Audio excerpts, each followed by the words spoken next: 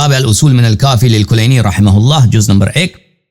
ملاحظہ کریں یہاں پر باب نہی عن الکلام فی الکیفیہ، اللہ کی کیفیت کے متعلق کبھی نہ سوچو نہ بات کرو۔ ولی ابو جعفر امام محمد باقر علیہ السلام نے فرمایا تکلموا فی خلق اللہ، اللہ کی خلقت کے متعلق بات کرو کہ اللہ نے فلان چیز بنایا، اس میں کتنی حکمت ہے، زمین آسمان بنایا، سورج بنایا، ہمیں بنایا، ٹھیک ہے نا،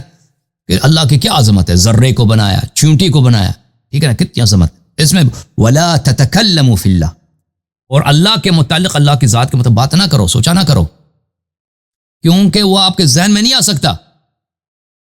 آپ کا ذہن اس سے محجوب، ذہن خود کہتا ہے جے گئے چیز کو آپ نہیں دیکھتے، جب اس کا نہ مکان ہے نہ زمان ہے تو وہ آپ کی سوچ میں نہیں آ سکتا، نا آپ کی سوچ میں یہ چیزیں آ سکتی، یہ چیزیں بھی نہیں آ سکتی جو ہمارے سامنے ہے، یہ چیزوں کو بھی ہم اچھی طرح سے نہیں جانتے، دنیا کی جو چیزیں ہیں نا، مثلا یہ ہمارے سامنے کوئی دیوار ہے، کوئی پتھر ہے، اس کو ہم ہر لحاظ سے نہیں جان سکتے کہ کیا چیزیں ہیں، دنیا کی چیزیں جو ہمارے سامنے ہیں ان کو امپیریکلی ہم ان کو آبزرو بھی کر سکتے ہیں، ہر لحاظ سے نہیں جان سکتے۔ اب سائنس اتنی آگے بڑھ چکی ہے، ایک سیل جو ہے اس میں پھنس گئے ہیں سب، اس کی تحقیق ابھی شروع ہوئی ہے، سیل جو ہے نا 100 سال سے اس پہ تحقیق ہے، 150 سال سے بھی ختم نہیں، وہ 300 سال مزید چلتا رہے گا، 1000 سال کے بعد بھی آ جائیں گے نا، اس کے اسرار مزید ڈسکور ہوتے جائیں گے۔ تو اللہ کی ذات، وہ آپ امپیریکل چیزوں کو آپ ان کو آپ جو ہے اس کی کیفیت کو جان سکتے ہو، اس کی ذات کو اللہ کو نہیں جان سکتے، وہ کسی چیز جیسا ہے ہی نہیں، لا الہ الا ہو، اللہ وحدہ لا شریک لیس کمثلہ شیء، اس جیسا نہیں ہے۔ تو فرمایا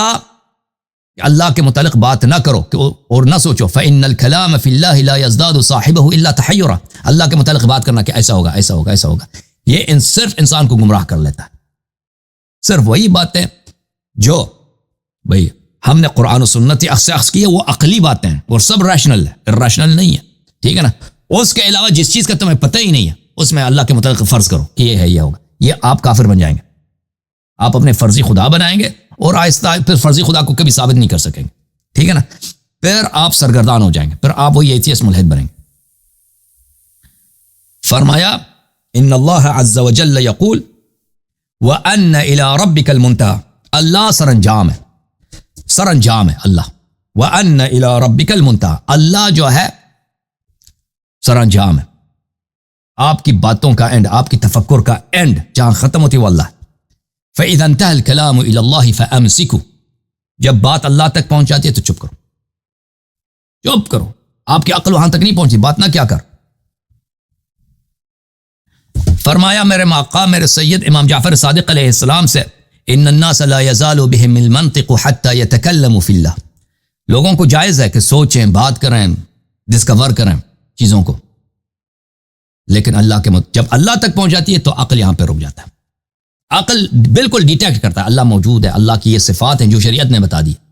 کیسا ہے یہ سمجھ، کس جیسا یہ سمجھ میں نہیں آتا، کبھی نہیں آتا۔